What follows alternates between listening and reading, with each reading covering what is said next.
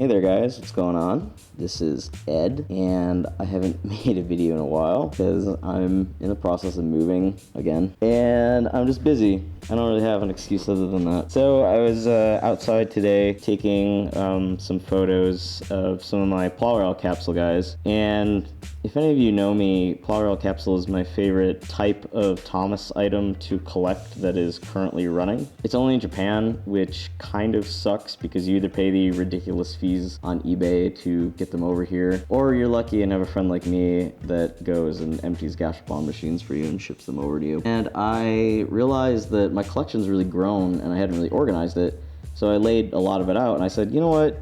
Screw it, I'm gonna do a collection video because I don't think anybody's really done a Plarail capsule collection video. These are all my Thomases. Most are wind up. One here is a push engine, and he is the painted variant from the Great Race. Here is the LBSC variant from the Adventure Begins. I have 4 Percys here. 2 of them are wind up, 2 of them are just the push engines, and by push engines I mean they just don't have any wind up features. They just roll along the track. These are some of my bigger engines. You've got Arthur, Ryan, Bell, Ashima, which is one of the most beautiful Plarail capsule items I think that has come out in a long time. So many stickers, but it looks so good. We've got Stepney and Fergus, Lady, Salty, and Diesel 10. Way in the back there, I've got a Dodge that's just another push engine, a couple different James variants, a wind-up shock face, a push-along shock face. This is the push-along stung on the nose variant. That is the black version from the Adventure Begins. I have 2 Emilys. One is wind-up, and the other one is the fancy painted one from the Great Race. Here's Vinny, the Speedy Gordon, Streamlined Gordon, whatever the hell he's called. Donald and Douglas, and then since he's so big, kind of had him in a row of his own, the Flying Scotsman. This is another one of my favorites. I absolutely love this thing. These are the 4 narrow gauge engines I have, I guess 3 technically. I have 2 Rusties, 2 from different years. You can see the coloring is kind of different. Duncan and Reneus. And then in the back here are Mike, Rex, and Bert, 3 miniature engines. These are 2 Trainz I have from Galaxy Express 999. Found these 2 in a random eBay gashapon lot and got really excited because the full set of the Galaxy 999 wind-ups is very, very expensive. So I was happy to find at least 2 of the engines for a decent price. Okay, so these are all my troublesome trucks. I've got a little fish one there, and one that came with a little gold chest from the, I think, Sodor Legend of the Lost Treasure set. That's a normal gray one. And I've got some worried looking brown ones, and 2 that are kind of like an orange color with ballast, and then a wood car who's laughing. And 2 vans, and then Toad here on the end.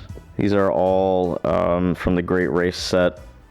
They're just ballast wagon things. Some generic wagons that I bought. All 5 of these came in a pack from eBay that I bought off a lot. Up here we have some little flatbeds with different boxes on them. And I don't know, I forget if you can remove, some of them you can remove the boxes on, some of you can't. These are just some plain orange ones. These are 2 little fish ones. This is a bunch of Japan Rail freight cars that I bought. I bought all these when I got into Plarail Capsule Plarail because they all came with pieces of straight track. And I really just needed a couple pieces of straight track, so I just bought those just to get the pieces of track. 2 oil cars, or oil cars, and then 1 black tar car. One of the cars from the Great Race, which just has a little trophy on it with 2 little flags on the back. These were Annie and Clarabelle's, but I just decided not to put the stickers on them, so they're just generic tan branch line coaches.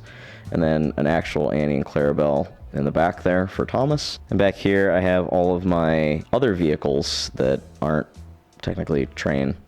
So we've got Harold, the green bulgy, Bulstrode, Terrence, Butch, 2 Thumpers, the Sodor Malvan, Sir Topham Hatt's car, and then I've got 4 Crankies.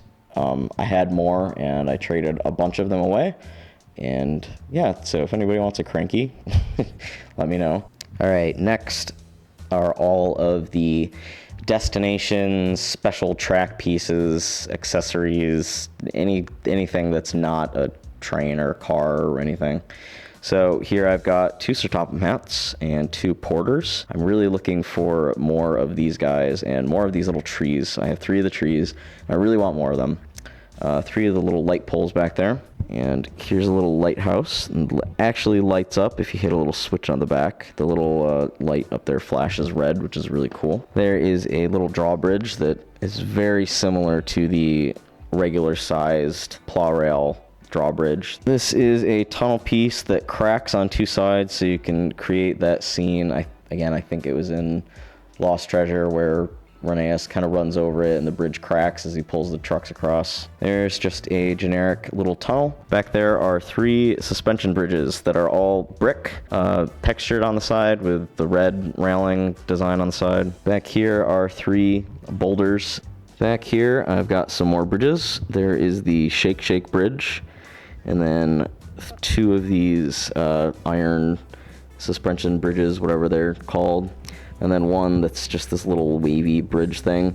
But I really like this because these yellow pieces you can use to connect suspended bridges. So it makes it easier to take these and put them up on something. There's a footpath, the Sodor Steamworks, which is just a little building that opens up, has little flaps on the front. Not 1, not 2, but 3 large turntables. They introduced these, I think, a year or 2 ago. And before, all you could get were these kind of turntables, these really small ones, and I think people just wanted larger ones, so now we have these awesome things that have, I think, like 10 turnouts or something like that, and you can turn tender engines on them, and you couldn't do that on before with the little ones, so I'm really happy that they introduced these. These are all crossing gates for road, in a variety of different colors and track colors. This is a neat little gimmick. So basically what you can do is you can have engines run into this, and you can flip a stopper out to make the engine stop, and then you can have it lock inside this little circle here. So I'm trying to do this one-handed. You can have it lock into this little circle, and then you lock it and you crank it with this, and it winds it up, and then you hit this and it makes the engine go. So it's a nice little control box, I guess. Got some little buffers here that came with some sheds and a bunch of the turntables that I just showed off a minute ago. Here we have a bunch of stations. I believe that is Maithwaite. Yes. 2 Maithwaites, and then these, which are, I can't even remember. Tidmouth Halt. Okay, so they're Tidmouth Halt stations, and these came with the Great Race set. You can see that they've got that little checkerboard design on them. Here is a bunch of ramp track, a bunch of coal staiths. Again, came with the Great Race. Just got a ton of duplicates. Same with these. These are all just work shed sort of things. And I have 4 of these, which 2 of them are missing the chimneys, and I don't know why. I know I have them somewhere. Generally, if I have an item like from a Plarail set and it's missing something, I keep it in a box of broken things that are missing pieces. But I like these so much, and I know I have those little knobs somewhere, so I just kept them in the video. These are my signals, which are invaluable to me. I love these so much. Signals are so hard to find, and whenever I see them, I instantly buy them because they're the only way you can get little switch pieces of track, and they're really cool. I'm not going to try and do it right now because it's kind of difficult with one hand, but when you flip the signal down, it changes the track direction, and you can also remove the signals and just have them as little play, standalone things, accessories. So they're very cool, and they're very helpful, especially if you want to have kind of a little layout that has nice little switches and stuff like that. Lots of flex track. Again, a bunch of this came with the Great Race. So here's a couple pieces of more obscure track that I have. These are water pieces of track, which I guess are kind of to simulate either water for the boat vehicles to drive on, because Bulstrode actually has little wheels underneath them that you can drive along this stuff, or stuff where the engine kind of splashes into the water or going through the water. That one's got kind of a wavy pattern, so the train goes up and down on it. This, I'm not actually sure if this is road, because I know Plarail Capsule actually has road systems. I think it's just either gray track or it can be used as road, whatever. This is some Galaxy track, which is just clear black with little sparkles in it that is used with the Galaxy Express trains because they fly through outer space. And these little pieces, don't worry, this is not the only track I have.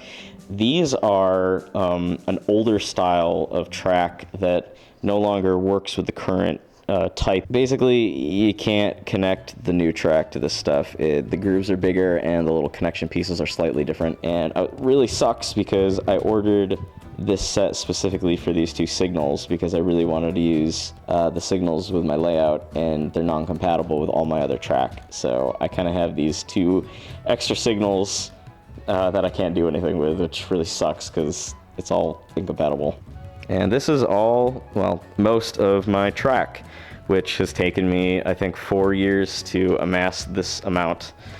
This is all straight pieces, and this is all curved pieces.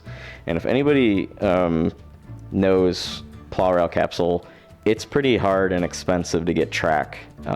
They don't sell, well, learning now, they do actually sell track packs, but you can't just go on eBay and type Plarail Capsule track pack and buy a bunch of track like you can with most other systems. It's very hard to come by, and pretty much the only way to get it normally is you have to buy a bunch of the capsules that come with little pieces that are like, well, if you get this certain car, this engine, it comes with one piece of track.